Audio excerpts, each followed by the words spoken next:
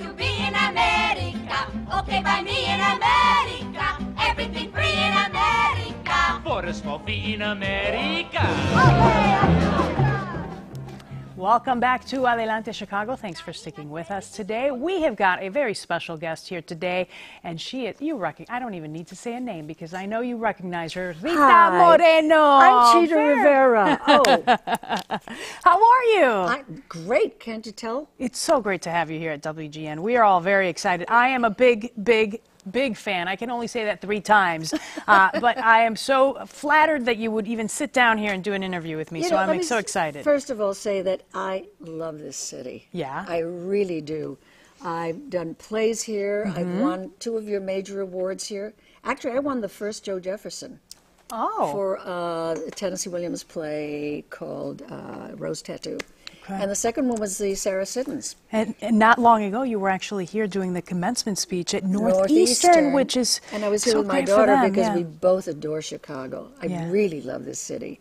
And so, we love you. We love you. Thank you. It's nice to know that. Thank you know, it's wonderful to have you here because you are one of these celebrities, artists who has conquered really every facet of what you've done. Singing, dancing, acting. How do you do that? I mean, what advice do you give to young girls who are wanting to do the same thing? I come from a background where you had to do everything. Mm-hmm. and nowadays, everyone specializes. I sing, I dance, I act. And when I was a little girl, you had to do it all. That's just how it was. It was never even, it was assumed that you would be able to do everything. Yeah, you are the original triple threat, right? Well, I don't know if I'm the original one, but I certainly did a lot of all the disciplines. Yeah. And right now you've got something new coming in. You've got a CD, and you're doing some music in Spanish, which some of it is boleros, which are my absolute favorite. Yeah. Oh, really? We have we have bachatas, we have boleros, we have saucy, wonderful rhythms, and then we have some really, really beautiful romantic stuff, and it's all in Spanish. And Emilio Estefan produced it. That's amazing. It is amazing. He is such a great guy. And I don't think this would have happened without him. Yeah. But he says to me, you know, you have a legacy. And we got to put you in an album. And I said, oh, okay. But I said at the time, before we record, I said, you know, I'm 82. Now I'm about to be 84. And he says, I heard you sing, and you are still good, blah, blah, blah, blah, blah. We're going to do an album. And here it is, and it's called Rita Moreno, Una Vez Mas, which means once again. Mm-hmm. And it's like the woman never gives up.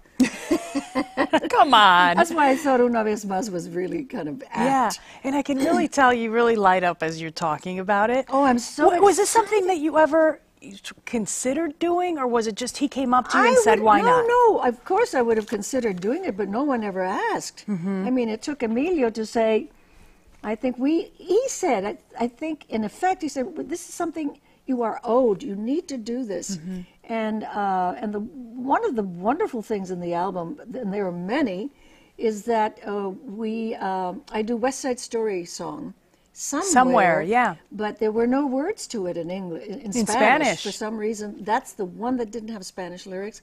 So Emilio, along with Nicholas Tovar, wrote a Spanish lyric for it, and it sounds more soulful in Spanish. And I'm thinking it's because the language in Spanish is so romantic and so yeah, you know, heart. Yeah, I know you sang for our morning show a little bit. Would you like to hear a little piece of it? I do. You have to. Come on. Okay, she said, clearing her throat. Okay. Sé de un lugar difícil de encontrar,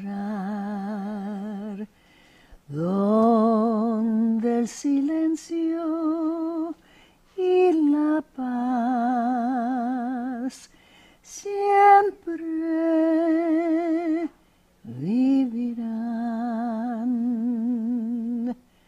Isn't that pretty? Oh, it's beautiful. Absolutely beautiful. Thank you. And your voice is just so stunning, you know? You know what Emilio told me? Mm-hmm. He took some of the tracks to Sony, because at the time we didn't have anyone yet who was going to release the album. And he said, I want you to hear my new artist. I like the Cuban accent, by the way. That's very good. I want you to hear a new artist of mine. And he played a couple of tracks for the Sony people. And apparently, see, I wasn't aware of this, but I have a very young voice. Yeah. Such a full-grown woman. And they said, who's that girl?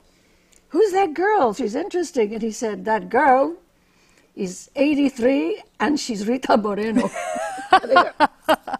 So Sony is releasing it. Yeah, and not very many people would come on our show and be willing to just sing without any background, nothing, and you're willing to do it, which shows a lot in your confidence for the music. Because it's a wonderful album, and you know, we all say that, right? Right. But I want to give a tiny sample of what's there. There are boleros, there are very romantic songs, there are marvelous salsa kinds of songs. I was reading that you said, I don't know if you told Emilio this, that you wanted some saucy music in there. Is that right? What's the saucy music, Rita? Well, salsa, things with sabor, you know, with rhythm and all that, not just the romantic ballads, which are gorgeous. One of them is written by Gloria. It Just Happens, actually. That was not a favor to her. It's a wonderful song. She's a great songwriter. Yeah. So when you hear somewhere in Spanish, is there a difference as to how you feel, or but you know what's are you glad interesting you're about doing the way in which it was done? It was, they Latinized it.